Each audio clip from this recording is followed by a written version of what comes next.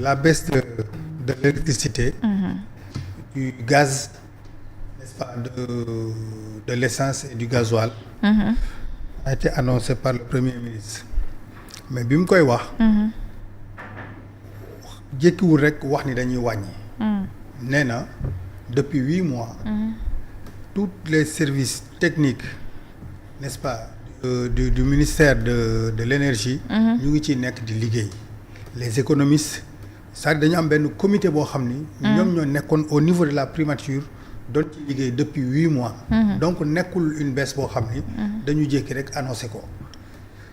fekk na xool nañu tous les contours. ñu xam ni ñun Sénégal lii war nañ ko mën a def. may rappeler ni ñun dañu am benn yoon boo xam moom la ñu jël. mooy la souveraineté c'est-à-dire Sénégal first. ñun loolu la ñu jël. Sénégal kese. non first. Sénégal le premier wala Sénégal d'abord. Sénégal d'abord. D'accord. après leneen. maintenant yoon boobu ñu jël moo ñuy permettre ñun dañu bëgg lépp loo xamante ni nii moo war a doxal suñu économie. na ci jiitu sénégalais yi bu sénégalais yi weesoo suñu mbokk africains yi. bu ñooñu weesoo. ñu doog a dem ak waa bitim réew. lii mooy suñu ligne de conduite bi nga xam ni. moom la ñu teg déjà le premier ministre annoncé na ko ci plan de redressement bi. te gis nañ déjà résultats yi mu commencé joxe. parce que budget bi LFI bi 2026 bii nii. déjà le plan de redressement participé na ci à 716 milliards. yoo xamante ni ci plan de redressement bi. lay jógee. donc État du Sénégal li nga xam ni mu ngi ko war a def par rapport à l'énergie par rapport à l'agriculture par rapport à l'éducation nationale par rapport à leneen la santé ñu ngi koy def maintenant dañu nekk ci benn nu ma ko mën a waxee adduna boo xamante ni nii les choses sont connectées. mais lu mu connecté ku ci nekk aussi da nga xam nooy doxale say mbiru bopp. vous voyez maintenant lii ñuy wàññi ñun xamaguñ ko mais dañu déclarer ni. dañuy wàññi benn wàññi boo xam ni déjà ce sera conjoncturel. c'est-à-dire dañuy wàññi pour permettre la population sénégalaise de souffler un peu parce que prix courant bi cher na. prix carburant bi cher na. parce que je rappelle que biñ koy mujjee yokk. essence bi ak gasoil bi. le président Macky Sall da koy yokkoon de façon exponentielle. parce que carburant bu ñu ci daan yokk d'habitude ay 10 francs lañu daan yokk ay 100 francs mais yokk bi ñu mujjee yokk 100 francs la ñu yokk te buñ ay 10 francs lañu daan yokk ay 5 francs ay juróomi dërëm mais dañu ajouter 100 francs ci prix carburant bi essence ak gasoil. loolu vraiment tegoon ay coono yu metti nit ñi. maintenant ñii ñu ngi xool nee nañ dinañ wàññi déjà dans un premier temps.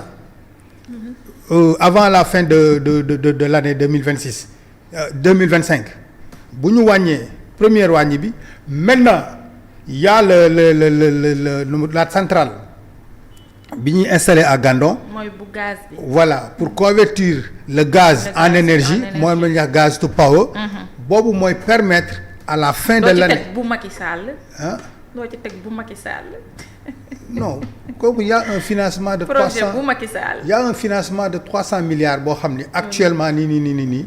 gars yi prévoir nañ ko te ñu ngi ciy liggéey. bon matagul. d'accord mais ñu ngi ciy liggéey pour que d'ici 2026. xam nga y a déjà su ma juumul 137 ou damay bañ a jum chiffres yi quoi. yoo xam ne déjà dégagé nañ ko pour installer les gazoducs et autres. déjà turbines yi ñëw na et cetera ñu ngi ciy liggéey donc loolu en fin d'année 2026 incha allah ci lañ koy finaliser pour mën a démarrer ce programme là. kooku nag mooy permettre vraiment ñu wàññi de façon drastique. le coût de l'énergie mooy les factures d'électricité. le carburant ak le gaz. loolu moom c'est calé. maintenant par rapport ak les clés. les marchés internationaux moi damay fàttali ni xam nga Moody's. dégradé na 3 fois la note du Sénégal. ci benn année. 3 fois. terewul investisseurs yi ñu ngi ñëw. au moment où may wax ak yow nii. Sénégal depuis le président Bassirou Diomaye nekk au pouvoir FMI dugalu fi fukki dërëm. Banque mondiale dugalu fi fukki dërëm. te terewul l'État fonctionne. fonctionnaire ñu ngi fayeeku.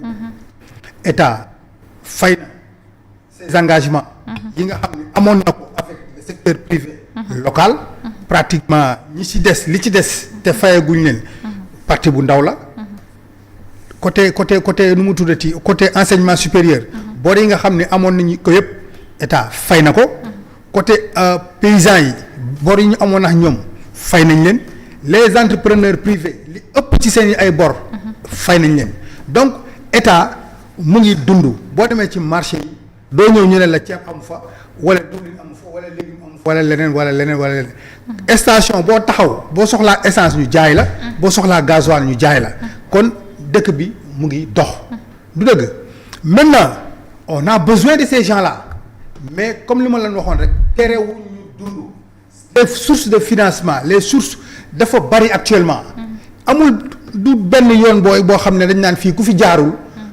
maanaam doo développé loolu xewi na on est dans la mondialisation et dans la globalisation donc source de financement yi dafa bëri au moment où je vous parle déjà début d'année bii nii il y a 14 grands projets yoo xam ni nu mu tuddati la Turquie war na ko installer dans chaque région du Sénégal et fu may wax ak yow nii les investisseurs ñu ngi bousculer ñu ngi fëgg buntu Sénégal pour dugg et les gens sont en train de voir xam nga. kon da nga bëgg a wax ni notes yi di chuter ça n'empêche pas. non mun na am ay incidence mais non c'est-à-dire dama bëgg a wax ni.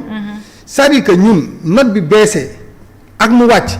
terewul ñun yoon bi nga xam ni moom la ñu jël ñoo ngi ci. parce que tey Sénégal mais li mu emprunté tey ci marché UEMOA.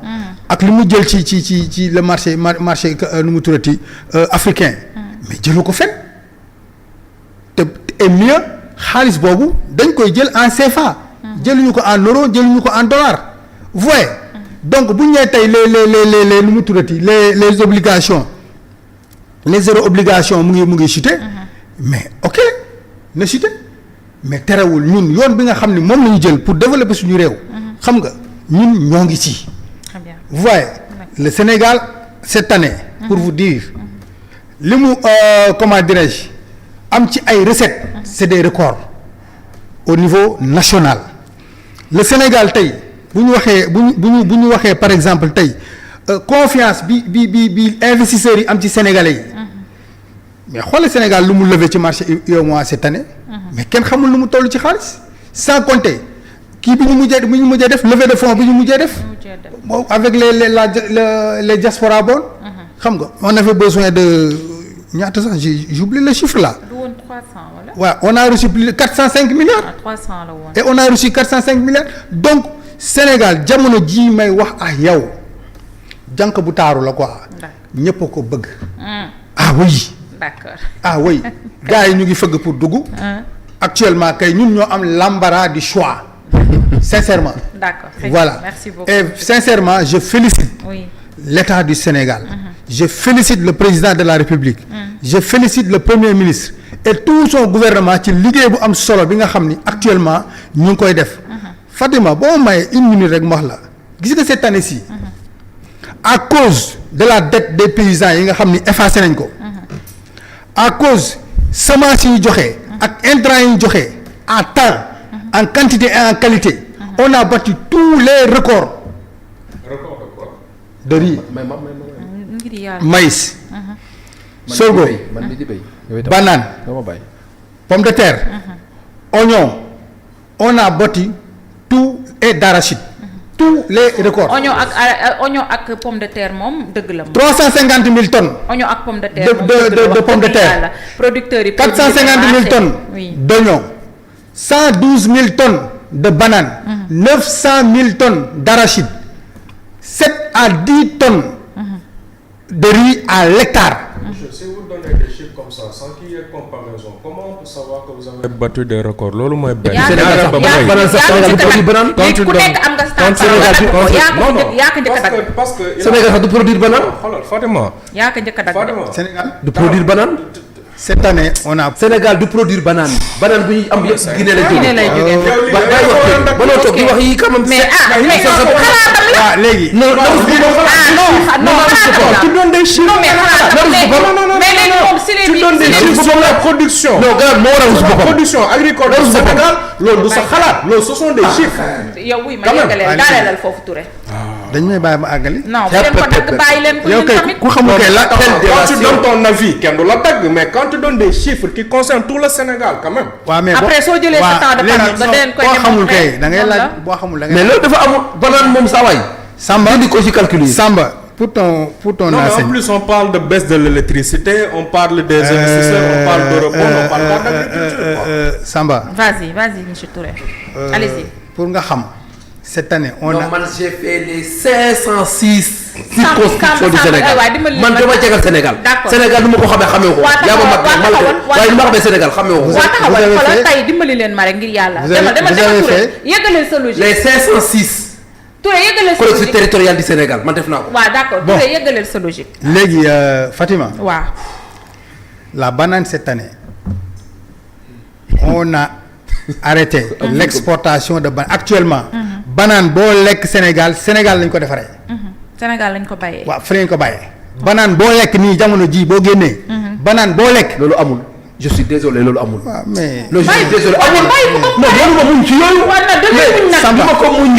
loolu amul moom am nag di nga muñ si wax lu am. non y a pas de problème. Samba wala loo xam ne ay waaw Samba di nga muñ. mais li parce amul que moom yàgg na di leen déglu di muñ. ba pare léegi mais bàyyi ko soo ma mayee. demal soo ma mayee. oui. ma tegal la déclaration du ministre de l'agriculture boo ma mayee ma tegal la ko. S'il vous Non, plaît, c'est qu'on pas passe grave, la parole demal. et qu'on discute Eh, sur yow. quoi quand même nag. dafa waroon daaneel da koy jox rek muy wax. Touré allez-y daanelal foofu. La banane cette année. discrimination.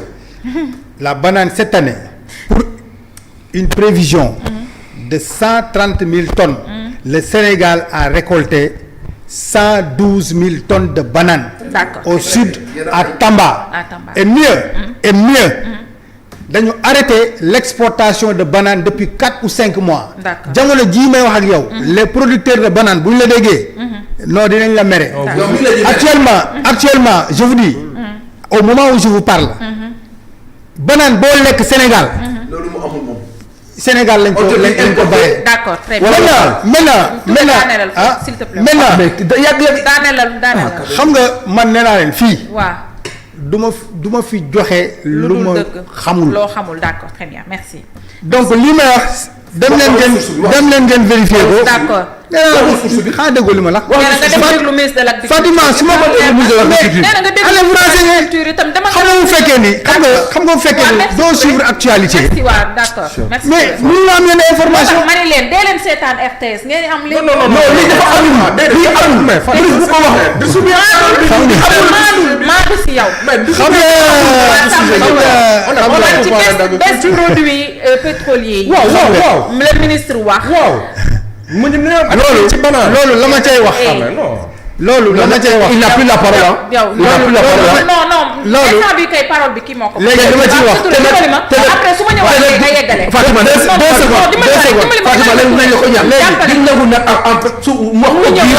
léegi am gën a àgg ci biir waaw d'accord sinon moom loolu moom duñ ko nangu moom. waaw d'accord loolu duñ ko nangu moom loolu moom il faut que ça soit clair. su ñëwaatee ma jox la xaaral su ñëwaatee non xaaral Touré. waaw mais man dama bëgg su may wax. su ma la joxaatee waaw léegi man dama bëgg su may wax. yéen a ko dagg moo tax.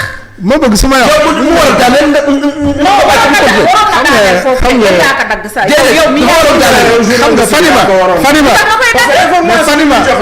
mais Fatima yow tamit nag man ce sont les informations li may wax